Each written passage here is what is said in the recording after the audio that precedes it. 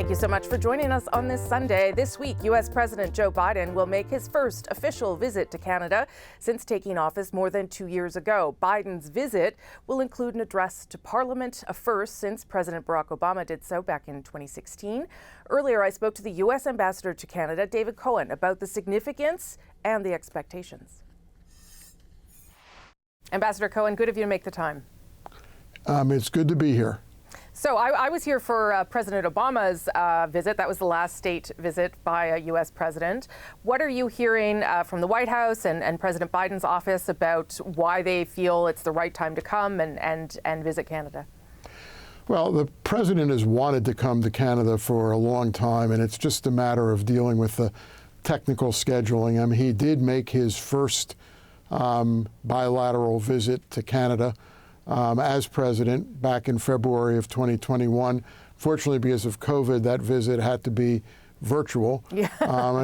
And since then, he's wanted to get to the country. He likes Canada. He cares about Canada. The United States cares about Canada.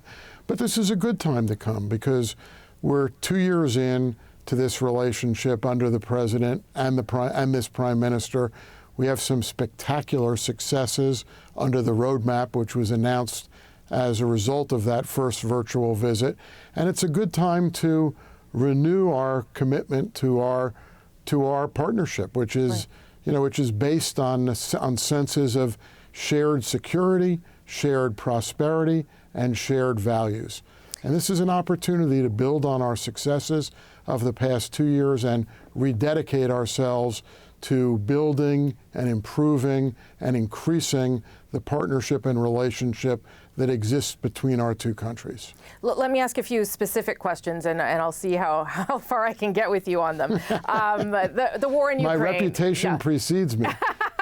The war in Ukraine is obviously going to be, I would imagine, a conversation, especially when it comes to defense spending. When I spoke to Ambassador Hillman, her expectation is that something around NORAD could potentially be discussed because everyone sort of agrees on that. Will there be, though, a conversation about Canada increasing its defense commitments, whether it be Ukraine or otherwise? So I've learned a long time ago that it's not my job, and it's almost dangerous to try and predict what the president and the prime minister talk about. But as I said, I think defense will be on the agenda. Right. I think the war in Ukraine will be on the agenda. I agree with Ambassador Hillman that NORAD modernization will be on the agenda. The fact of the matter is that we're facing 21st century threats, and we need 21st century responses, and 21st century responses cost money. Yeah. So I think defense defending will be on the agenda. I don't want to fixate on NATO.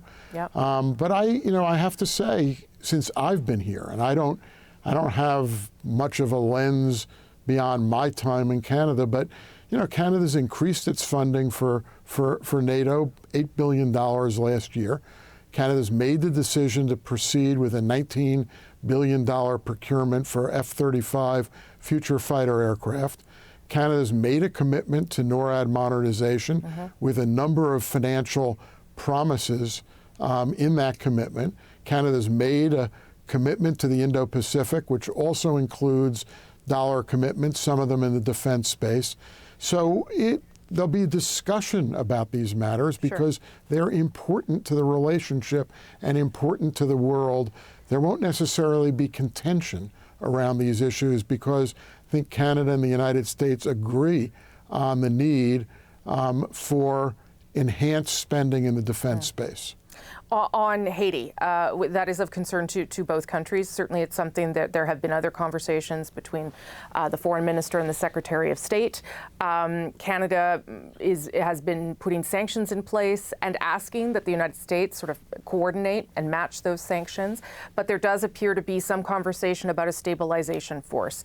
Where do you think that conversation might go, Ambassador? So I think there's an overwhelming conversation around the need for stabilization in Haiti, for bringing the uncertain physical conditions under control in Haiti.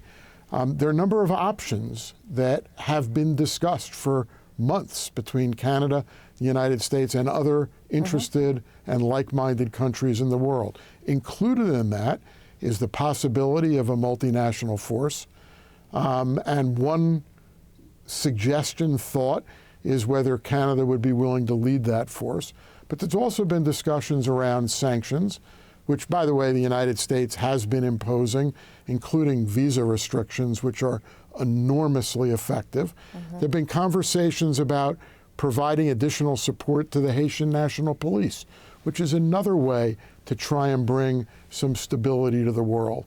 So I'd expect, given the importance of the situation in Haiti as a matter of our continental defense and of our continental stability, that will be a topic of conversation during the president's visit. I'm not obviously going to let you go without asking about the border. When you spoke about the Safe Third Country Agreement not too long ago with my colleague David Cochran, you talked about dealing with the issues that create this kind of migration.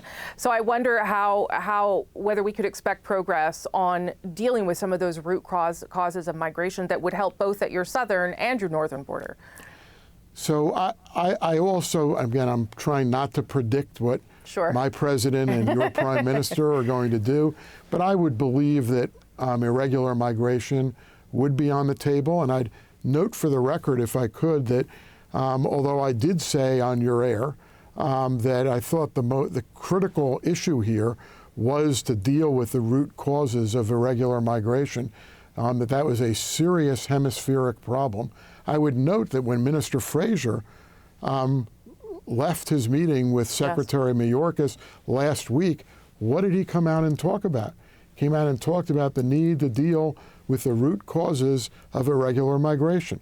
And I'm not saying that I had some brilliant idea and that's why Minister Fraser talked about it. It's because if you are thoughtful about these issues, you understand that you must deal with the underlying causes of irregular migration in order to bring irregular migration under control. Does that mean the Safe Third Country Agreement is not part of that conversation, or it is, long as they are both being discussed? I think Safe Third Country Agreement can easily be a part of that discussion, and how a revised Safe Third Country Agreement could help bring under control some of the underlying root causes of irregular migration. Okay. Ambassador Cohen, you've got a busy week. Thank you for being here. Appreciate it. Thanks for having me. Enjoy the rest of your day.